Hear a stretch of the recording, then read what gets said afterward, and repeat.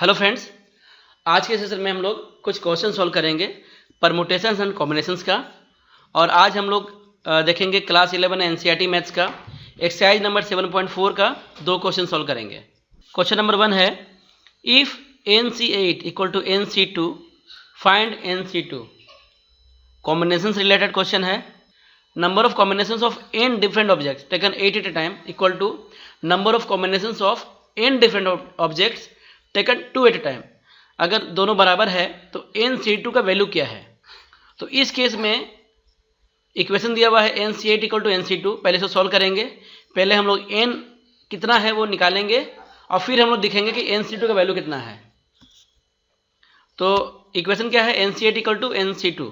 तो फॉर्मूला याद कीजिए। NC8 को हम लोग कैसे दिखा सकते हैं, इसको लिख सकते हैं n factorial divided by 8 factorial into n minus 8 factorial, right. और NC2 कैसे लिखेंगे, n फैक्टोरियल डिवाइडेड बाई ये वाला 2 यहाँ पे आ गया 2 फैक्टोरियल और फिर n माइनस 2 फैक्टोरियल। क्लियर है। और अगर देखा जाए तो ये कट जाएगा, n फैक्टोरियल सेम है तो लोग काट छाट कर सकते हैं। क्रॉस इक्वेशन है तो ये क्रॉस इधर भेज दीजिए तो यहाँ पे आ जाएगा लेफ्ट हैंड साइड में n minus 2 factorial divided by n minus 8 factorial और 8 फैक्टोरियल यहाँ ऊपर चला गया तो 8 फैक्टोरियल बटे 2 फैक्टोरियल राइट हैंड साइड में आ गया। क्लियर है। तो यहाँ पे आ गया n minus 2 factorial divided by n minus 8 factorial और राइट में आ गया 8 फैक्टोरियल बाई 2 फैक्टोरियल। इसको और सिंप्लीफाई करते हैं।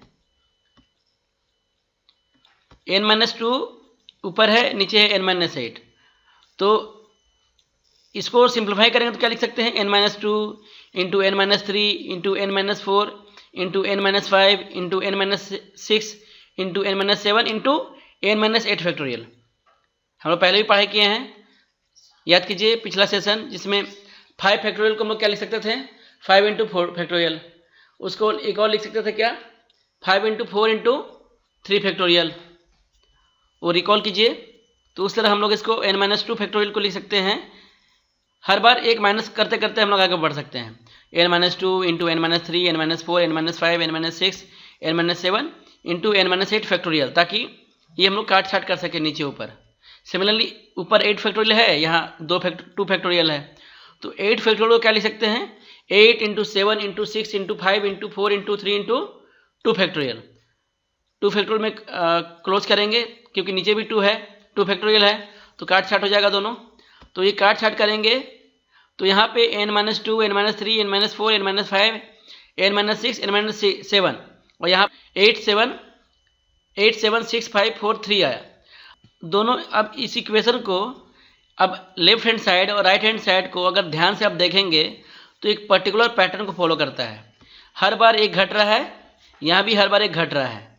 तो इसको अगर हम सॉल्व करेंगे, सिंप्लीफाई करेंगे तो हम क्या देखेंगे कि n माइनस 7 इक्वल टू 3 या फिर n माइनस 2 इक्वल टू 8, कोई भी आप ले लीजिए, या n माइनस 3 इक्वल टू 7, तो कोई भी आप ले लीजिए जो सबको सेटिस्फाई कर रहा है। तो n माइनस 7 इक्वल टू 3 अगर लेते हैं तो n कितना हुआ 10, माइनस 7 उधर जाएगा तो प्लस 7 हो जाएगा तो 3 प्लस 7 इक्वल टू 10, तो n हमको मिल गया।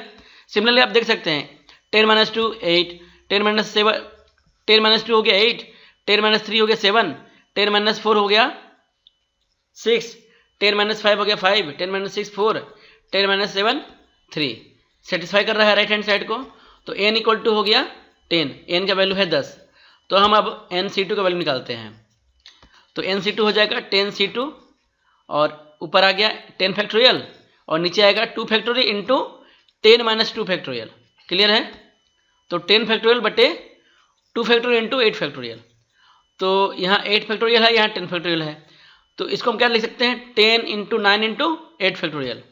अभी 8 फैक्टोरियल कट गया, ये कट सकता है तो ऊपर हो गया 90 और नीचे हो गया 2 फैक्टोरियल। 2 फैक्टोरियल मतलब 2 इंटू 1 मतलब 2, 90 बाई 2 डेट इज 45। यही आंसर। क्वेश्चन नंबर 2 देखते हैं।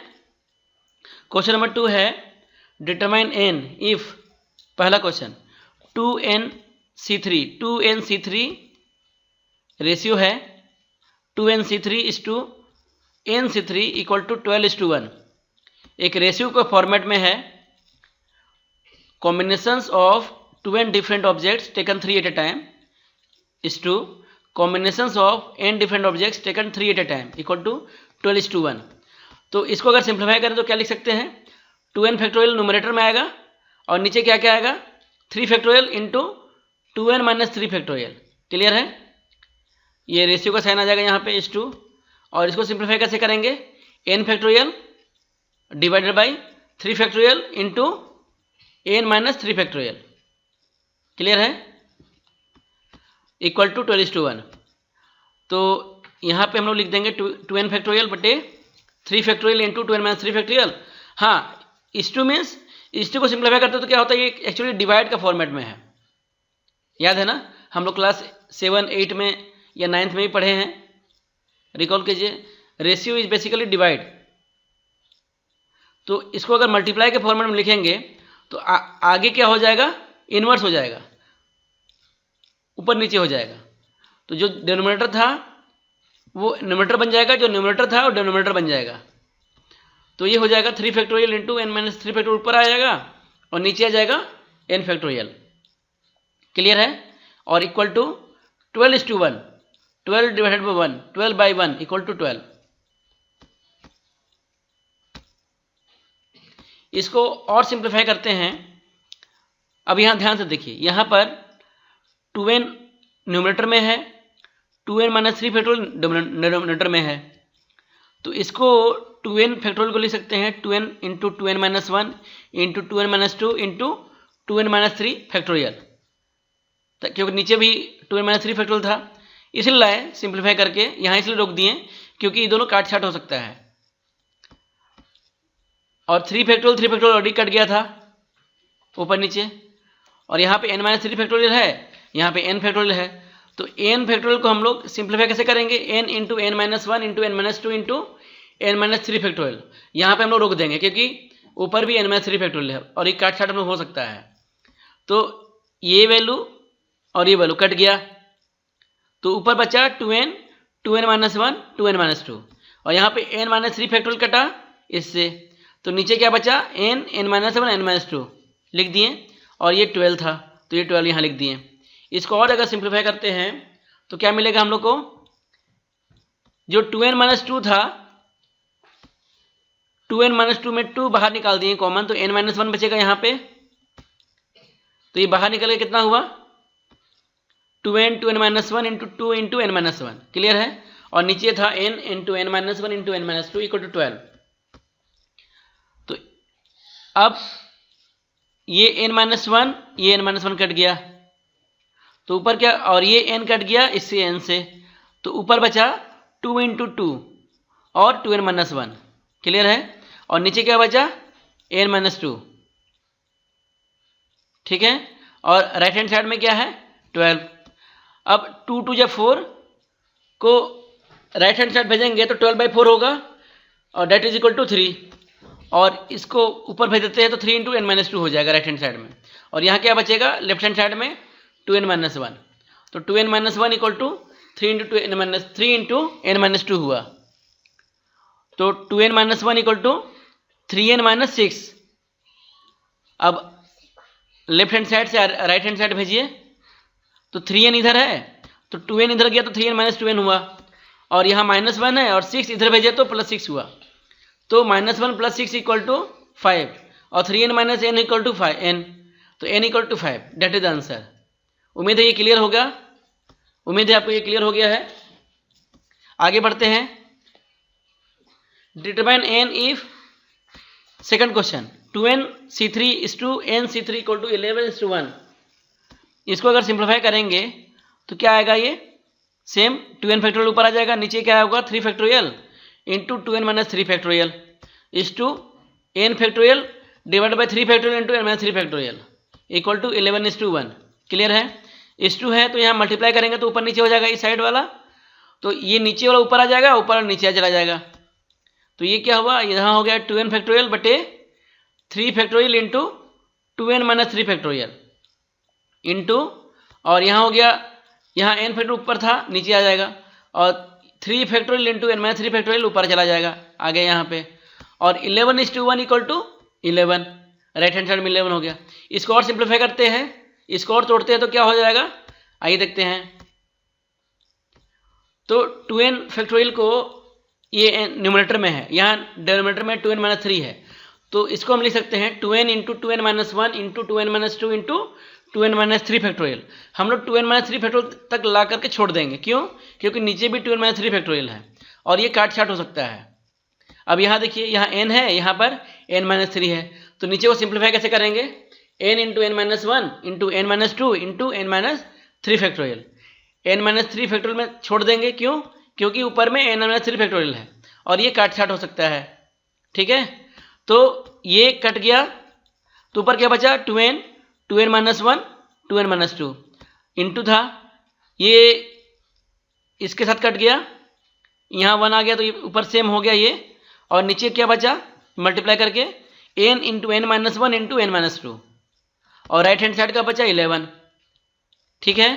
अब इसको और सिंप्लीफाई करते हैं, इसको और सिंप्लीफाई करते तो क्या मिलता है, 2n into 2n-1 into 2 into n-1 ऊपर, और नीचे आया n into n-1 into n-2, that is equal to 11। अब यहाँ देखिए, यहाँ n-1 है और यहाँ पे n-1 है, तो ये काट छाट हो जाएगा, यहाँ n है, यहाँ n है, ये कट जाएगा, तो ऊपर बचा 2 2 और 2n-1 ऊपर बचा, और नीचे क्या बचा, n-2, और राइट हैंड साइड में 11। अब देखिए 2n-1 इंटू 4, और ये क्रॉस चल के ऊपर चला गया, तो वहाँ हो जाएगा 11 इंटू n-2 लिख सकते हैं, क्लियर है। लेफ्ट हैंड साइड में क्या बचा, 4 इंटू 2n-1, और राइट हैंड साइड में क्या आया, 11 इंटू n-2। तो इसको और सिंप्लीफाई कीजिए, 4 इंटू 2n मतलब 8n माइनस 4 इंटू 1 मतलब 4 इक्वल टू 11 इंटू n हो गया 11n माइनस 2 इंटू 11 हो गया 22। अब देखिए यहाँ 8n है और इक्वल के साइन के बाद 11n है, यहाँ से 8n वहाँ ट्रांसफर कीजिए तो 11n माइनस 8n हुआ, और यहाँ -4 है, -22 को इधर भेजेंगे तो -4 प्लस 22 हो जाएगा, तो 22 माइनस 4 कितना होता है 18, और 11n माइनस 18 कितना हुआ 3n, तो 18 इक्वल टू 3n हुआ। इसको सिंप्लीफाई करते हैं, 18 इक्वल टू 3n, तो n इक्वल टू कितना हुआ 18/3 मतलब 6, तो n इक्वल टू 6। उम्मीद है आपको आज का सेशन अच्छा लगा होगा, इस तरह का और भी क्वेश्चन आप सॉल्व कर सकते हैं अपने से भी और क्लैरिटी के लिए। तो आज का सेशन हम लोग यहीं समाप्त करते हैं, अगले सेशन में हम लोग एक्सरसाइज 7.4 का बाकी क्वेश्चन सॉल्व करेंगे। अगर आप सब्सक्राइब नहीं किए हैं तो प्लीज़ सब्सक्राइब। Thank you.